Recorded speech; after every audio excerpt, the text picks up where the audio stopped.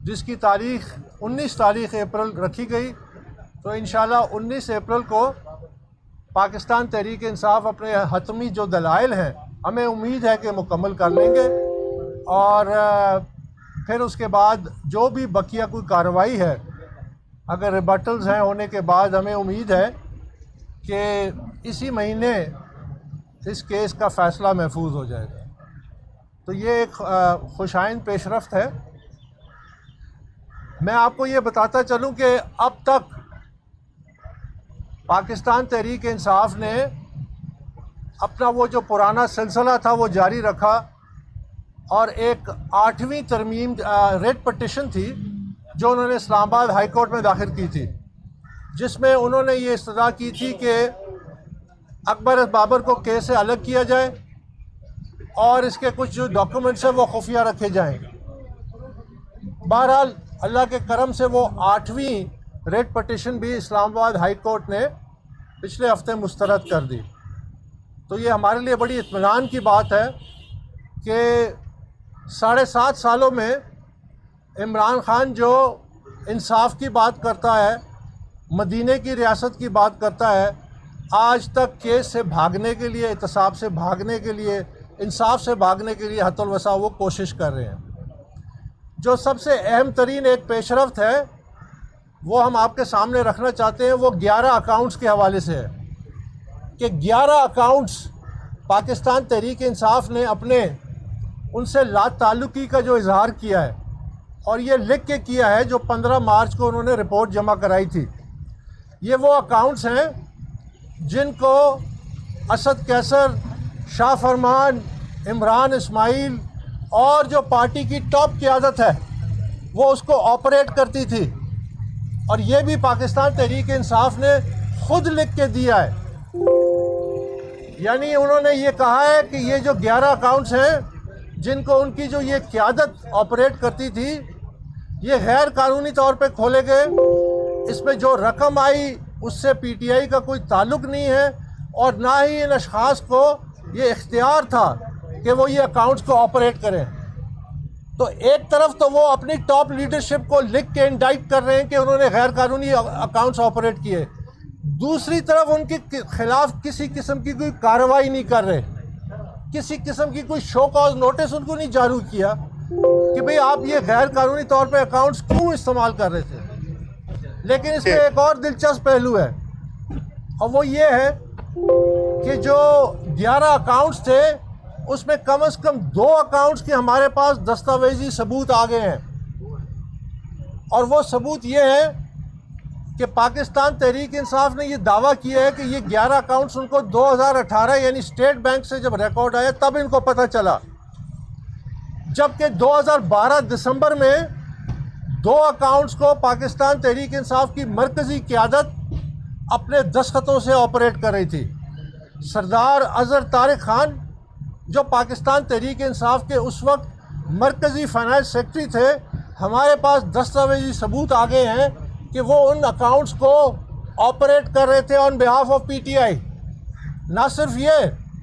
بلکہ پاکستان تحریک انصاف کے مرکزی فائنانس بورڈ کی ریزولوشنز موجود ہیں جو ہمارے پاس آ چکی ہیں، جس کے ذریعے وہ 2 اکاؤنٹس جو ہمارے پاس ہیں جن کی دستاویزی ثبوت ہیں ان کو وہ قراردادوں کے ذریعے آپریٹ کر رہے تھے۔ تو میں یہ کہنا چاہتا ہوں کہ پاکستان تحریک انصاف نے 15 مارچ کو جو یہ دعویٰ کیا ہے کہ 11 اکاؤنٹس ان کے علم نہیں تھے، اس کا تو ثبوت 2 اکاؤنٹس کا تو ہمارے پاس آ چکا ہے کہ انہوں نے سراسر جھوٹ بولا، انہوں نے سراسر مس لیڈ کیا الیکشن کمیشن آف پاکستان کو۔ صرف یہ ایک پہلو ہی کافی ہے کہ جس قیادت نے الیکشن کمیشن کو 15 مارچ 2022 تک مس لیڈ کرنے کی کوشش کی، اس پہ سنگین نتائج نکل سکتے ہیں۔ ابھی ہم معاملات اور تو چھوڑیں، دوسرا جو اہم ترین معاملہ ہے وہ ہے وہ 4 ملازمین کے اکاؤنٹس جس میں پیسہ آیا۔ پاکستان تحریک انصاف کے سینٹرل فائنانس بورڈ کی قرارداد موجود ہے جس میں انہوں نے 4 ملازمین کو جو مرکزی سیکریٹریٹ کے ملازمین تھے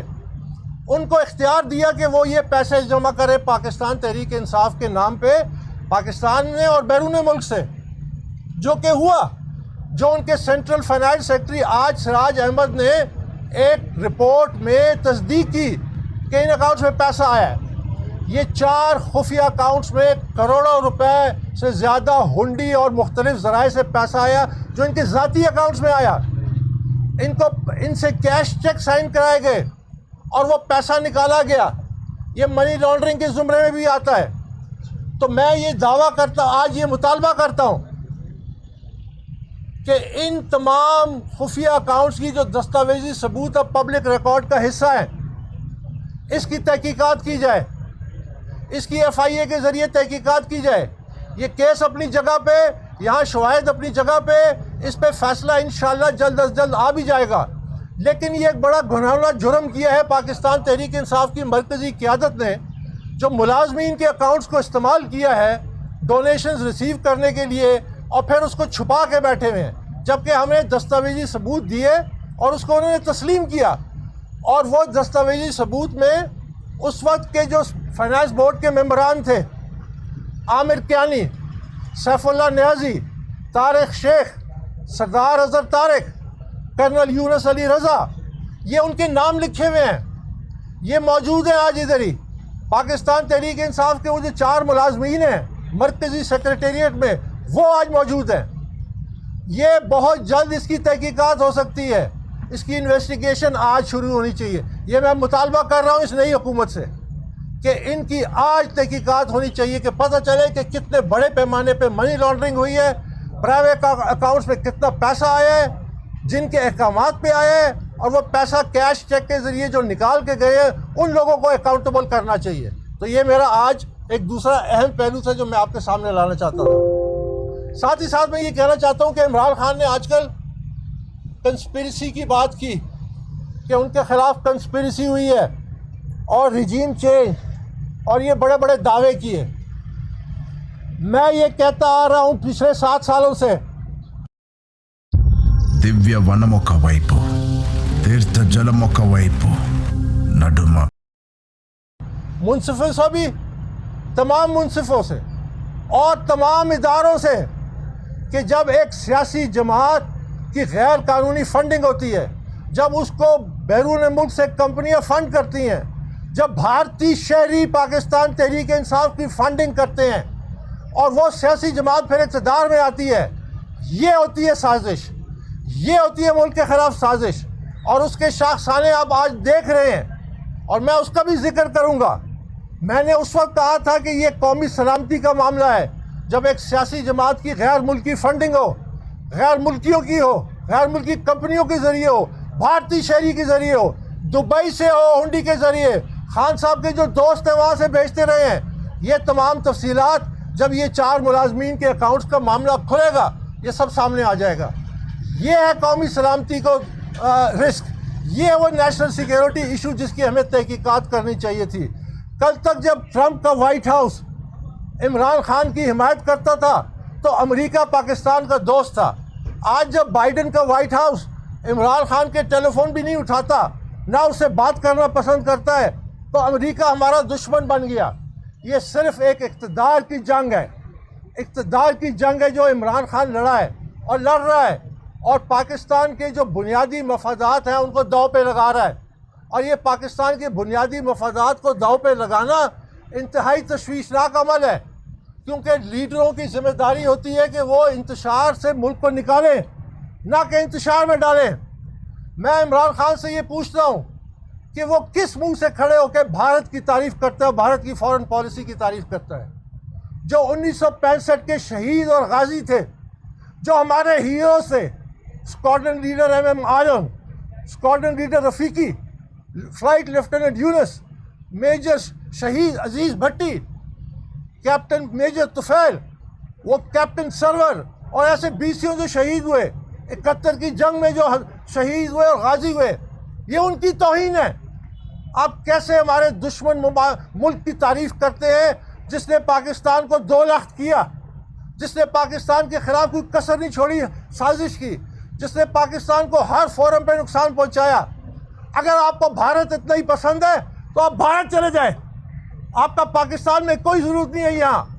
ہمیں یہاں پاکستانی لیڈر چاہیے جو پاکستانی ہو، پاکستانی مفاد کی بات کرے، اور جو پاکستانی دشمنوں کے ساتھ آنکھ سے آنکھ ملا کے بات کرے۔ یہ کیسا وزیر اعظم ہے جس کو پاکستانیوں نے عزت دی، جس کو پاکستانیوں نے شہرت دی، جس کو پاکستانیوں نے بڑے سے بڑا مقام دیا، جو آج صرف اس لیے کہ وہ دوسروں کو بلیک میل کرنا چاہتا ہے کہ مجھے اقتدار سے مت نکالو، مجھے اقتدار سے دور مت رکھو، ورنہ میں ہر حدیں پار کر سکتا ہوں، صرف اس واسطے وہ بھارت کی تعریف کرتا ہے۔ یہ ہمیں بالکل نامنظور ہے عمران خان،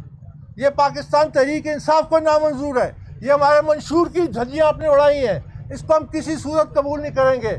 آپ کو اپنا رویہ بدلنا پڑے گا، آپ کو یہ جو روش ہے انتشار کی، اس کو ختم کرنا پڑے گا، ورنہ ہم مقابلہ کر رہے ہیں اور کریں گے۔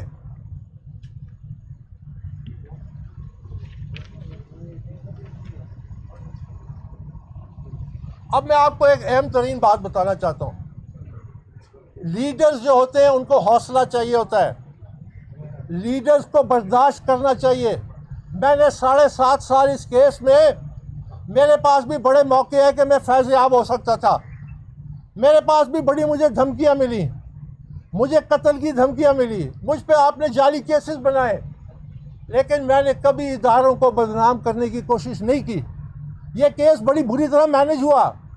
میں نے ان کو کہا، میں نے کہا اس دن سے ڈریں جب عمران خان اپنی یہ جھولی اٹھا کے پھینکے گا اور آپ پہ ہاتھ اٹھائے گا، آپ پہ انگلی اٹھائے گا، آپ کو ذمہ دار ٹھہرائے گا، تو مجھے کہا گیا کہ وہ کیوں کرے گا؟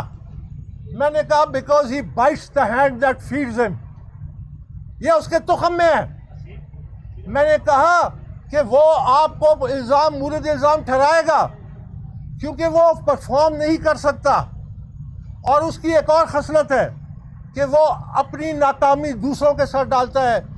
اور دوسروں کی کامیابی اپنے سر ڈالتا ہے۔ یہ شخص کو 100 سال دے دیں یہ کامیاب نہیں ہو سکتا۔ یہ ایک ناکام، اس نے جو پاکستان کی اینٹ سے اینٹ بجائی ہے، یہ ہے وہ سازش۔ اگر امریکہ یا کوئی ملک پاکستان میں عمران خان کی حکومت ختم کرنے میں ملوث ہے اور وہ پاکستان دشمن ہے، تو اس کو تو عمران خان کو اقتدار میں رکھنا چاہیے، کیونکہ عمران خان جس طرح ملک کو تباہ کر رہا تھا، جس طرح اینٹ سے اینٹ بجا رہا تھا، جس طرح معیشت تباہ کر رہا تھا، جس طرح سیاست تباہ کر رہا تھا، جس طرح اس نے جمہوریت پہ حملہ کیا، جس طرح اس نے آئین پہ حملہ کیا، اس سے بڑا تباہ کن شخص کون ہو سکتا ہے پاکستانی معاشرے اس ملک کے لیے؟ تو یہ تو اس کو تو اقتدار میں رہنا چاہیے تھا، اس کو تو پاکستان دشمن چاہتے کہ رہے، کیونکہ یہ جو پاکستان سے کر رہا تھا۔ یہ میں نے آپ کو پہلے بھی کہا ہے کہ ہم لوگ پاکستان کے لیے لڑ رہے ہیں، عمران خان پاکستان سے لڑ رہا ہے، اور میں یہ سمجھتا ہوں جاتے جاتے میں عمران خان کو مبارکباد دینا چاہتا ہوں کہ ان کی ایک بہت بڑی کامیابی تھی، ایک اقتدار کا جو پروجیکٹ تھا جس نے 10 سال چلنا تھا، عمران خان نے 3 سالوں میں وہ پروجیکٹ مکمل کر کے فارغ ہو گیا۔ بہت بہت شکریہ۔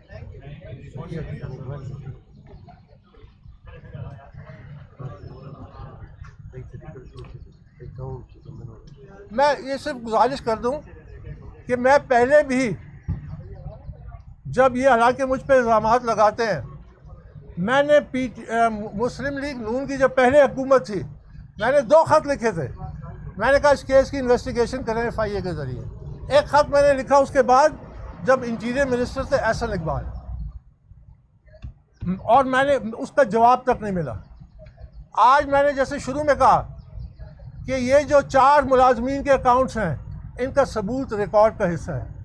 اس پہ فی الفور کارروائی ہونی چاہیے، تحقیقات ہونی چاہیے، اور جنہوں نے اجازت دی، جہاں وہ پیسہ گیا اور جس سورس سے وہ آیا، ہنڈی کے ذریعے اور غیر قانونی ذرائع سے، اس پہ مکمل تحقیقات کر کے اس پہ